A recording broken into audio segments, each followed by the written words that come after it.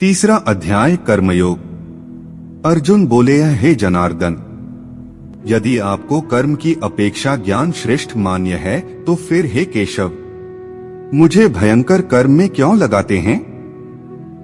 आप मिले हुए वचनों से मेरी बुद्धि को मानो मोहित कर रहे हैं, इसलिए उस एक बात को निश्चित करके कहिए जिससे मैं कल्याण को प्राप्त हो जाऊं। श्री जनार्दन बोले, हे निष्पाप, इस लोक में दो प्रकार की निष्ठा मेरे द्वारा पहले कही गई है। उनमें से सांख्य योगियों की निष्ठा तो ज्ञान योग से और योगियों की निष्ठा कर्मयोग से होती है। मनुष्य न तो कर्मों का आरंभ किए बिना निष्कर्मता को यानी योग निष्ठा को प्राप्त होता है और न कर्मों के केवल त्याग मात्र से सिद्धि यानी सांख्य निष्ठा को ही प्राप्त होता है। निःसंदेह कोई भी मनुष्य किसी काल में क्षण मात्र भी बिना कर्म किए नहीं रहता, क्योंकि सारा मनुष्य समुदाय प्रकृति जनित गुणों द्वारा परवश हुआ कर्म करने के लिए बाध्य किया जाता है।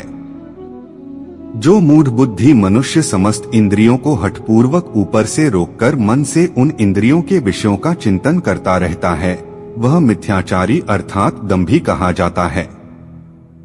किंतु हे अर्जुन, जो पुरुष मन से इंद्रियों को वश में करके अनासक्त हुआ समस्त इंद्रियों द्वारा कर्मयोग का आचरण करता है, वही श्रेष्ठ है।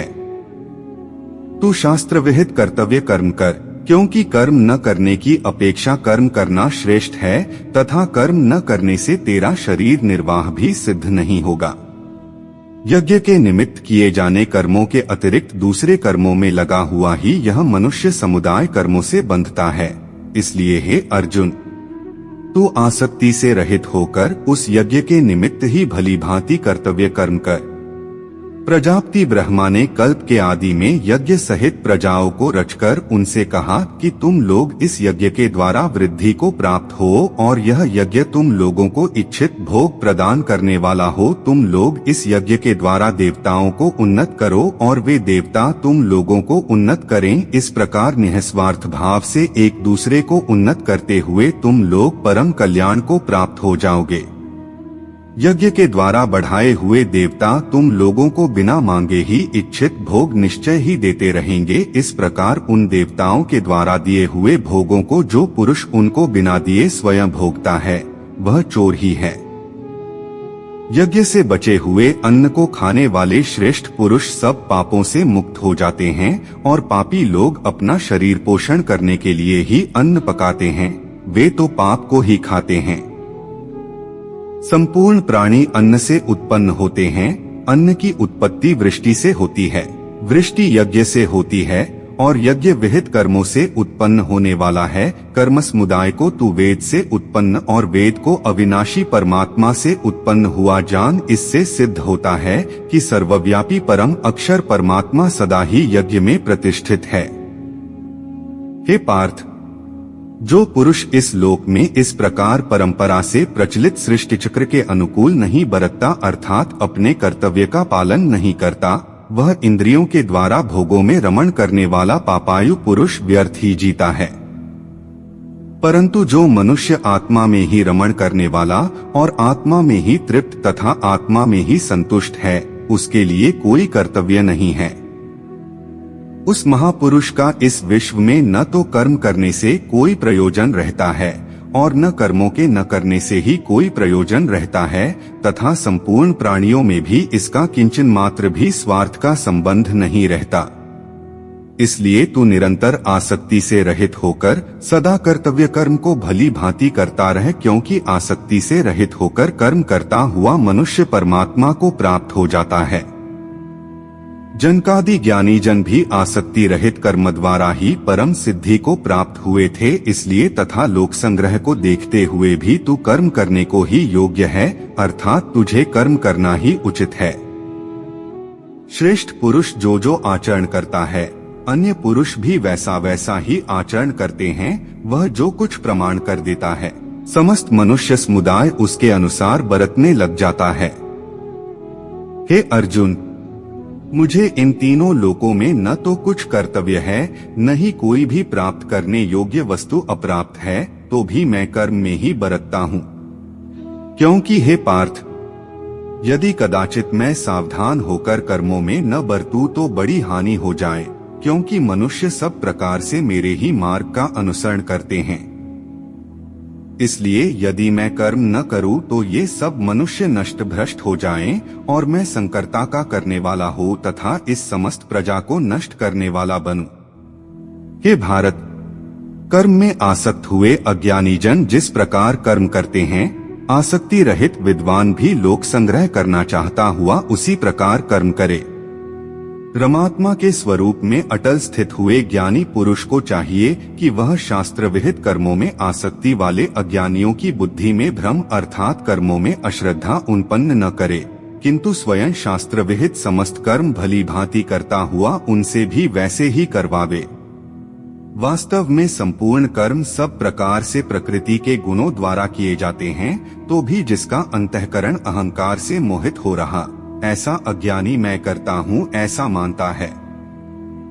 परंतु हे महाबाहो, गुण विभाग और कर्म विभाग के तत्व को जानने वाला ज्ञान योगी संपूर्ण गुण ही गुणों में बरत रहे हैं, ऐसा समझकर उनमें आसक्त नहीं होता।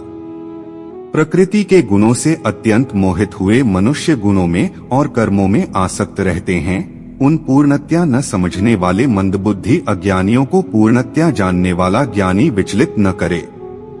मुझ अंतर्यामी परमात्मा में लगे हुए चित्त द्वारा संपूर्ण कर्मों को मुझ में अर्पण करके आशारहित, ममता रहित और संतापरहित होकर युद्ध कर। जो कोई मनुष्य दोष दृष्टि से रहित और श्रद्धायुक्त होकर मेरे इस मत का सदा अनुसरण करते हैं, वे भी संपूर्ण कर्मों से छूट जाते हैं। परंतु जो मनुष्य मुझ में दोषारोपण करते हुए मेरे इस मत के अनुसार नहीं चलते हैं, उन मूर्खों को तू संपूर्ण ज्ञानों में मोहित और नष्ट हुए ही समझ। सभी प्राणी प्रकृति को प्राप्त होते हैं, अर्थात अपने स्वभाव के परवश हुए कर्म करते हैं। ज्ञानवान भी अपनी प्रकृति के अनुसार चेष्टा करते हैं, फिर इसमें किसी का हठ क्या करेगा। इंद्रिय के अर्थ में अर्थात प्रत्येक इंद्रिय के विषय में राग और द्वेष छिपे हुए स्थित हैं। मनुष्य को उन दोनों के वश में नहीं होना चाहिए, क्योंकि वे दोनों ही इसके कल्याण मार्ग में विघ्न करने वाले महान शत्रु हैं। अच्छी प्रकार आचरण में लाए हुए दूसरे के धर्म से गुण रहित भी अपना धर्म अति उत्तम है।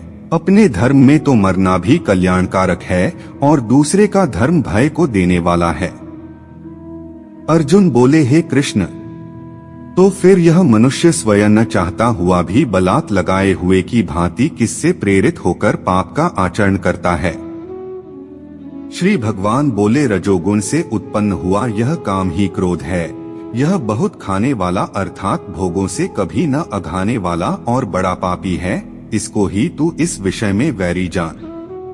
जिस प्रकार धुएं से अग्नि और मैल से दर्पण ढका जाता है तथा जिस प्रकार जेर से गर्भ ढका रहता है, वैसे ही उस काम के द्वारा यह ज्ञान ढका रहता है।